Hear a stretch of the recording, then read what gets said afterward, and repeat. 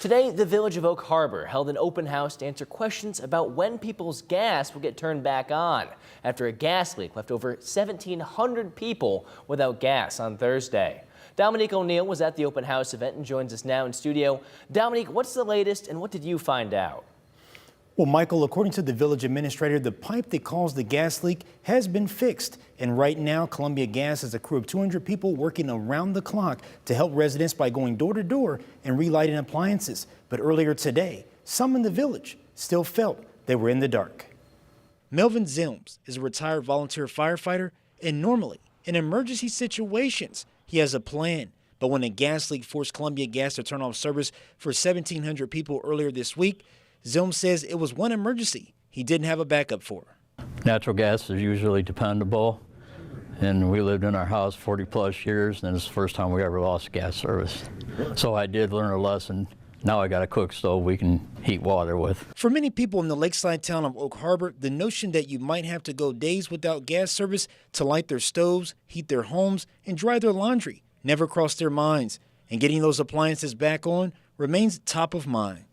That's why leaders from Oak Harbor and the EMA held an informational meeting Sunday afternoon to let people know what the next steps to getting back to normal looks like.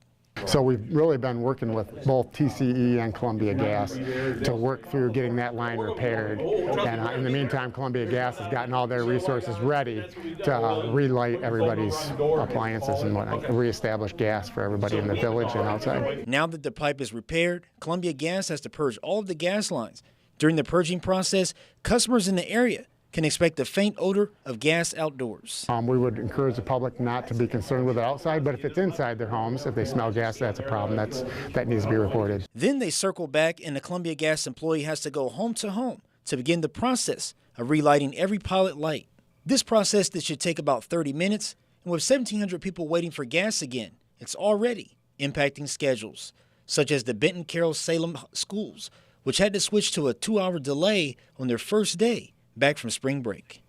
Our schools have been affected by this. We obviously don't have any hot water, and our 4-6 building has no gas, so there is no heat.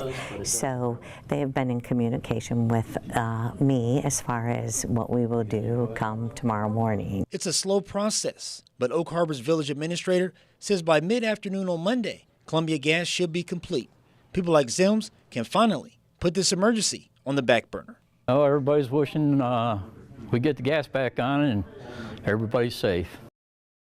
And Columbia Gas says if you want to know when it's your turn for relighting, you can get updates by signing up for their email notifications. Reporting in studio, Dominique O'Neill, WTO 11.